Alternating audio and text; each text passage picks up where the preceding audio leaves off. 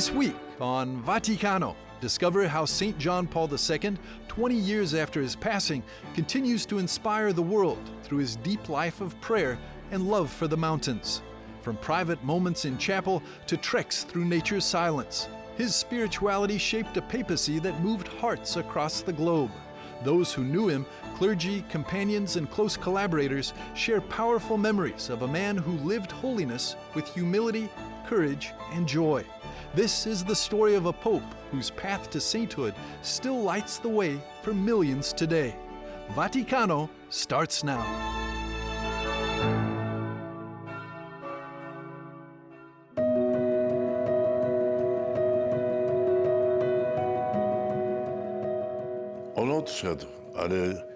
He passed away, but at the same time, he remains with us. You can see it in all countries, especially in the West. People are drawn to him once again, revisiting his life and teachings.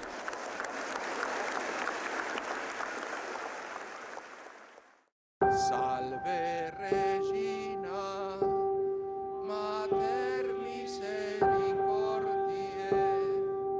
vita dulcedo, espes nostra salve. It has been 20 years since St. John Paul II returned to the house of the Father after his 27-year-long pontificate, the third longest in the history of the Church. But the indelible mark he left on the world remains profoundly tangible.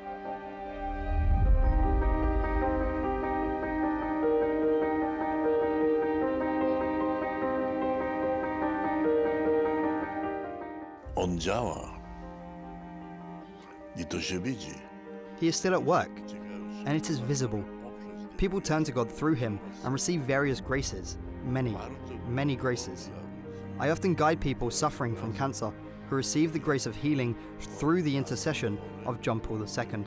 And these cases are so evident, so absolutely clear that there is no doubt.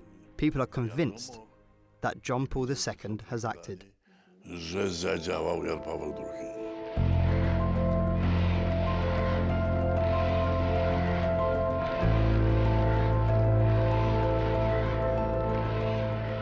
His extraordinary charisma, which moved the world so powerfully, was born of a lifetime shaped by Poland's history. First war and totalitarianism, then decades of communist rule and the absence of freedom.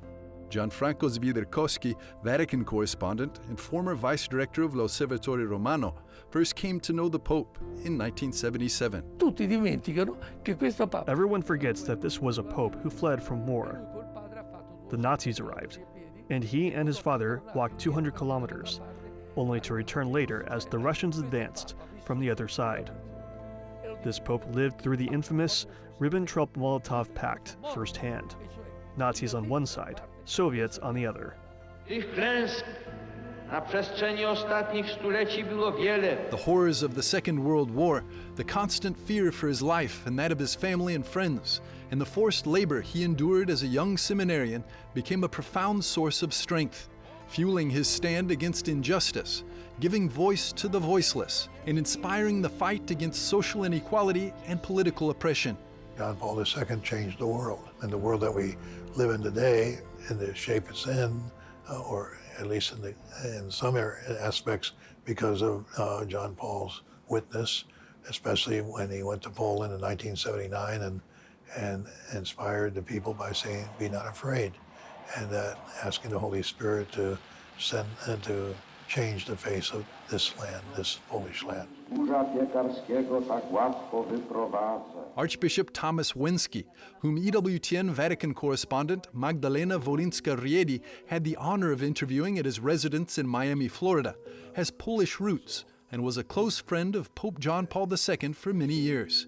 His Excellency visited Poland just as powerful winds of change were beginning to sweep across the Pope's homeland. My first trip to Poland was in 1980, a year after his visit, and the decorations were still out in front of the houses, you know, the flags, the pictures of the Pope, and you know, everybody knew that this was a beginning of change. Beginning of change, the beginning of the end.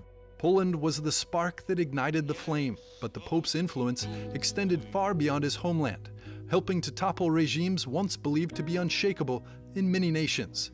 This made him a prime target for elimination.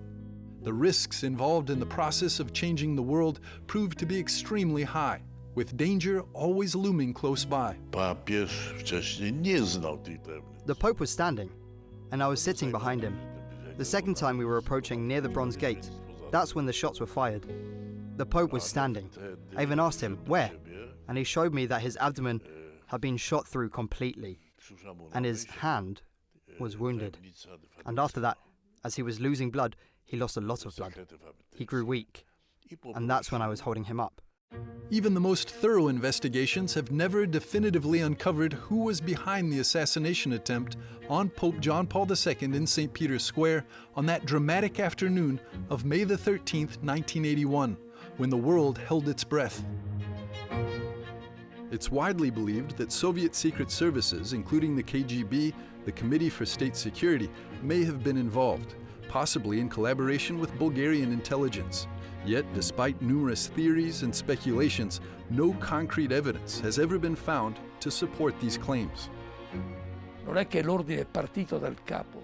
It's not that the order came from the head of the KGB, Committee for State Security, but it was like Russian nesting dolls. Everyone did something, so in the end, you don't know who gave the order anymore. Someone had planned it, and when the Pope went to see Ali Akka in prison and gave him his hand, saying, "Let's see each other as men, as brothers," the killer said to him, "Why didn't you die? I shot like I should have." What does that mean? Like I should have. It means as someone paid and ordered me to do it.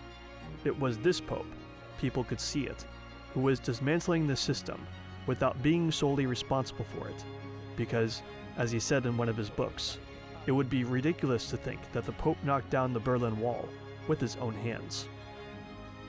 He was not solely responsible for the fall of the communist regime in Eastern Europe, but there's no doubt that his powerful charisma and tireless diplomatic and political efforts played a significant role. Even the most prominent figures of the time acknowledged this after meeting with him at the Vatican. No, pod wrażeniem był. He was truly impressed. Truly impressed. Gorbachev told the Pope, "I have read your documents, your encyclicals, and I've come to the conclusion that something must change in Russia. I heard it with my own ears as he was leaving.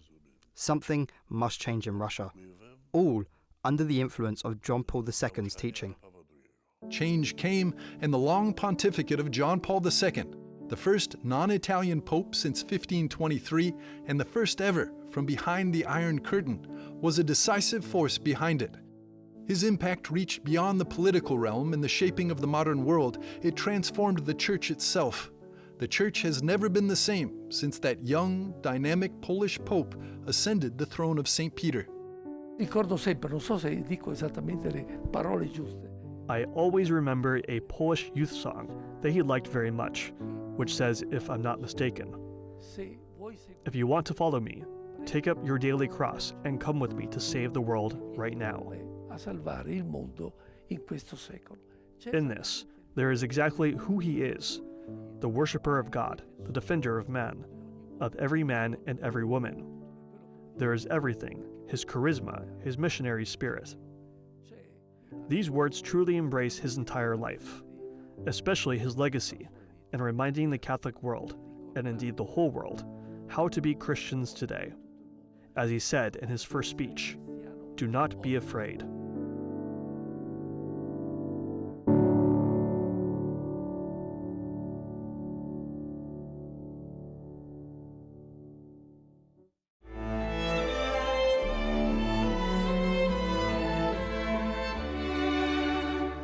In just a moment, we return to unveil a pope shaped by silence and prayer.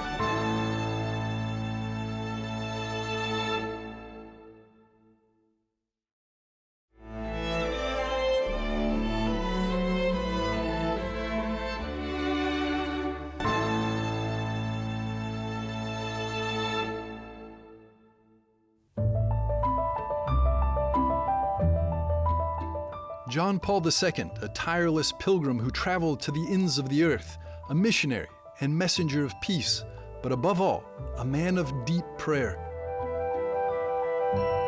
Prayer was the wellspring of strength behind everything he did. John Paul II prayed without ceasing, filling each day with prayer. Cardinal Stanisław Dziwisz, who served as his personal secretary for nearly 40 years, knows better than anyone how central prayer was to the life of the Polish Pope. Przede wszystkim w jego życiu His holiness was most clearly revealed in prayer. He was truly a man of great prayer. He didn't show it outwardly.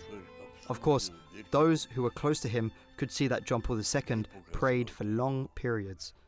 I don't know how many rosaries he prayed. He always had a rosary with him. His prayer life was rich and varied, shaped profoundly by the liturgical seasons of the Church. This deep connection between prayer and the Church's feast days was a fruit of his upbringing in Poland, where such traditions have long been deeply rooted. He loved praying with traditional forms that are sometimes undervalued, such as the Rosary, litanies, and the Way of the Cross. At the beginning of his pontificate, he asked his collaborators to install the Stations of the Cross on the roof of the Apostolic Palace, so he could pray there whenever he wished. Nothing and no one could distract him when he was in prayer, not even official delegations or the presence of vast crowds of the faithful. On May the 13th, 1982, the first anniversary of the assassination attempt in St. Peter's Square, he traveled to Fatima to thank the Virgin Mary for her protection. 1.5 million people were waiting for him in the square in front of the sanctuary. È andato in Portogallo quando mise la pallottola. He went to Portugal to place the bullet and the crown of the Virgin, and the statue of Our Lady was there. He knelt down to pray, and television crews from all over the world were present. This was the Pope, who had just survived an attempt on his life. It was a moment when people wanted to see him up close. And what did he do? He didn't act as part of a media figure. He simply did what popes do. He prayed for 25 minutes. Television networks around the world were left in silence, waiting for him to finish his prayer.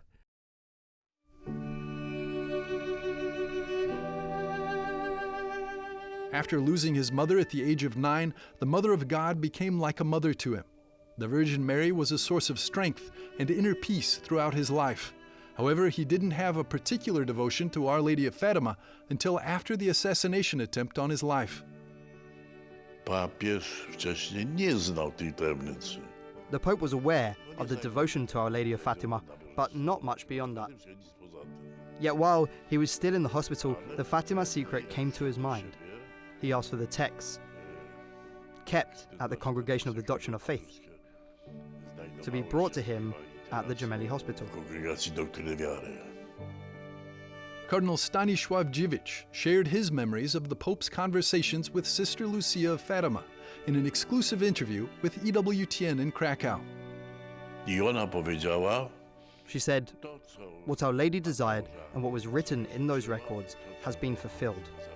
And as a request, she asked that the Pope, together with bishops, consecrate Russia to the Immaculate Heart of Mary in St. Peter's Square. niepokalane był w sercu Maryi. And so he did. The letter M, symbolizing the Mother of God, became a central element of his papal coat of arms, alongside the motto of his pontificate, the Latin phrase, totus tuus, all yours. He also wished to install a mosaic of Our Lady, with the inscription, totus tuus, at her feet, on the facade of the Apostolic Palace. Credo che I believe that becoming a Marian Pope also depended on the fact that he was born in Poland, where Catholicism is Marian by nature. Moreover, he himself said that, thanks to certain readings he had done, he matured in a new, non-bigoted understanding of Mary as the mother of the Church. non bigotta della Madonna, ma come veramente madre della Chiesa. To this very special mother, he entrusted the Church and her people, as well as all of humanity, committing them to a constant prayer that was the foundation of his entire life. John Paul II prayed unceasingly for specific individuals and asked his secretaries to place prayer requests, written on pieces of paper, inside the kneeler in his private chapel. He truly prayed for those people, and sometimes messages of thanks would arrive, grateful for the graces received through his intercession. The Polish Monsignor Paweł Ptasznik worked for Pope John Paul II for more than a decade.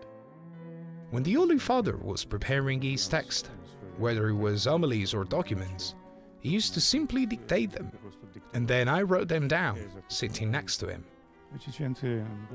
In fact, every moment he wasn't busy with work, he devoted to prayer. Even while dictating his text, he would sometimes pause, close his eyes, and I could tell he was praying deeply. John Paul II prayed not only for his brothers in faith, but also for those distant from the Church. He often emphasized that he followed a certain geography of prayer. Every day, he prayed for the specific part of the Church, for a particular community, while also trying to recall what that community was experiencing. Bishops who came to visit were sometimes surprised about how well the Holy Father was informed about their mission in the local church. During his apostolic journeys, he embraced the region he was visiting with deep personal prayer. He always ended his day with a moment of prayer. Whenever he returned to the nunciature, he would go straight to the chapel to pray, always, without exception. Umberto Civitarese, who began working in Vatican City in 1980, served at Vatican Radio for 44 years. He was responsible for managing press conferences during the dozens of trips John Paul II took around the world, and witnessed firsthand the Pope's immense power of prayer. I remember our trip to Mali when, after a day spent around the city seeing the slums and huge urban agglomerations under a suffocating heat and a very long Mass in the stadium, once we got back to the nunciature, everybody was looking for some refreshment and for some rest. And the Holy Father got down on his knees to pray in the chapel, alone, and he prayed there and prayed. Prayer was the central thread running through his entire life. Above all, he loved praying the Rosary, which stayed with him until the very end, even when he was no longer able to speak. On the last day of his life, those in his apartment prayed for him, joined by crowds of young people gathered below in the heart of St. Peter's Square, all united in prayer before the image of Our Lady of Totus Tuus.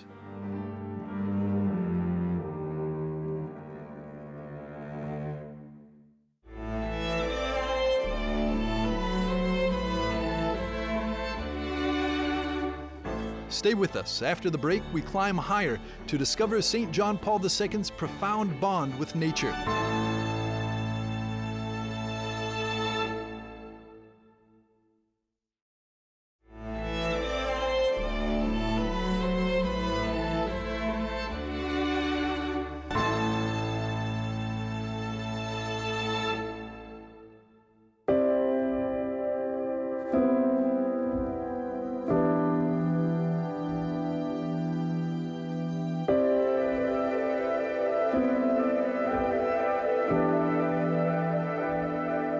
The pontificate of Pope John Paul II, the third longest in the history of the Church, left an indelible mark in the hearts of the ordinary people and his old collaborators who accompanied the Holy Father in daily life in the Vatican. Przede wszystkim do dziś dnia. They continue to tell me that when John Paul II was there, one felt at home here. This was a place where one would willingly go to and was warmly welcomed.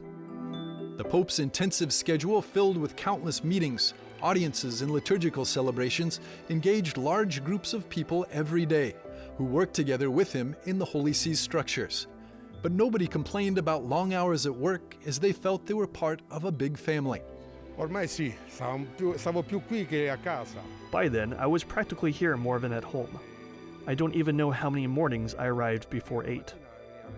I'd go home by 5, but most mornings I was here, almost constantly with him. On Sundays, especially for visits and everything he did, There wasn't a single Sunday without a Polish pilgrimage coming to the palace. Domeniche non c'era una domenica che c'era un pellegrinaggio polacco. Luciano Firmani worked inside the Vatican for 42 years. He entered in 1977 under Pope Paul VI. His first personal meeting with John Paul II dates back to the beginning of his pontificate, or even earlier.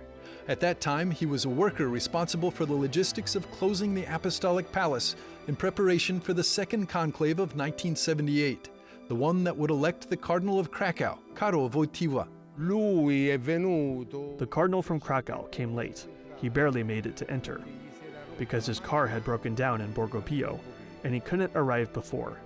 Once he entered, the conclave began. I don't know if I heard the joke well. How come? You're not letting the future pope in? And he started laughing. E lì per lì l'abbiamo presa per lo scherzo. We had taken it as a joke, and then, after the days of the conclave, he himself came out, and we looked at each other at the idea. The incredible happened. È incredibile, sì sì.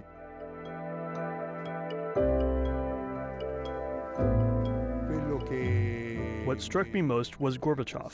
He often came very early in the morning for Mass in the Pope's private chapel, just quietly, by himself. There was a special bond between them, and many of his visits were private and unannounced. You didn't even know he would come. Nobody knew it. The face of the earth was changing thanks to all those small steps the Pope would take from the very beginning of his pontificate. With his words and his voice, John Paul II desired to reach the farthest corners of the globe. Engineer Paolo Sagretti, who worked for Pope John Paul II in the office inside the Apostolic Palace for more than 20 years, remembers his incredible strength of spirit very well. And now, in an exclusive conversation with the EWTN Vatican correspondent Magdalena Wolinska-Riedi, he entrusted for the first time his priceless memories of the World Youth Day 2000. The Pope arrived and insisted on walking the whole way, even if he occasionally relied on his cane. He took on the entire backstage ramp, despite having serious difficulties. At one point, something struck me deeply. He couldn't move forward, and frustrated with himself, he slammed his cane on the ground. He was angry that his body wouldn't cooperate. I happened to be right there, and I was left stunned. With the passage of time, the physical suffering was taking over, but John Paul II remained tenacious to the end of his days. He never gave up his mission, filled with the desire to spread the love of God all around. His strength to go on despite the advancing disease came from deep prayer, as we already mentioned, but also from his constant contact with the Lord outside the Vatican.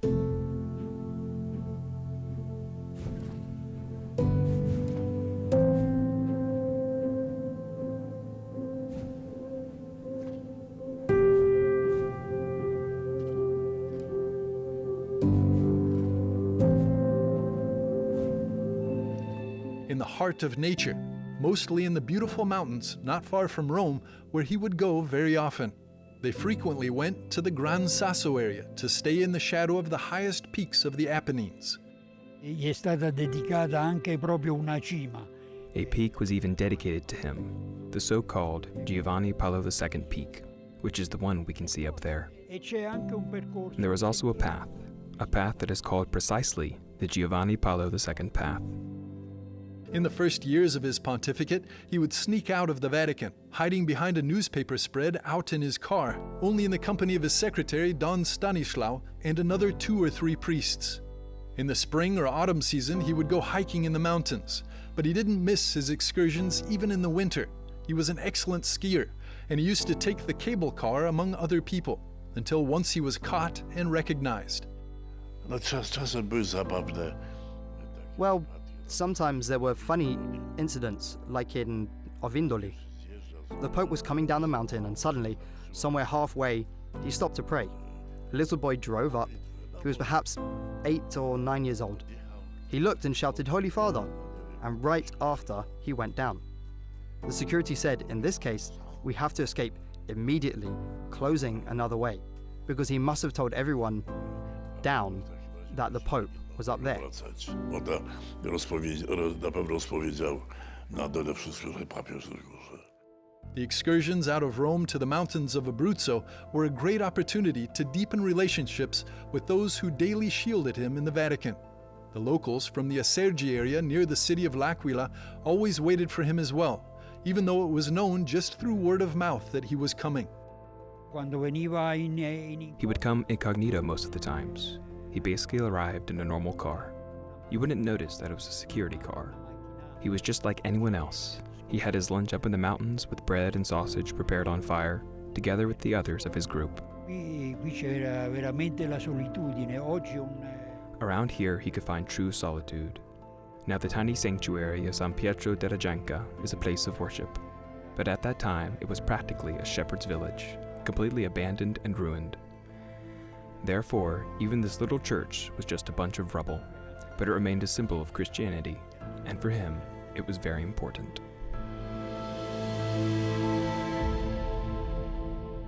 The stunning nature that surrounded him here was for him like the image of God. Here, John Paul II immersed himself in dialogue with him. Here, he found the strength for great challenges that awaited him upon his return to the Vatican. It was here that his great legacy was being generated. The legacy that, despite 20 years having gone by, still remains indelible for all generations to come.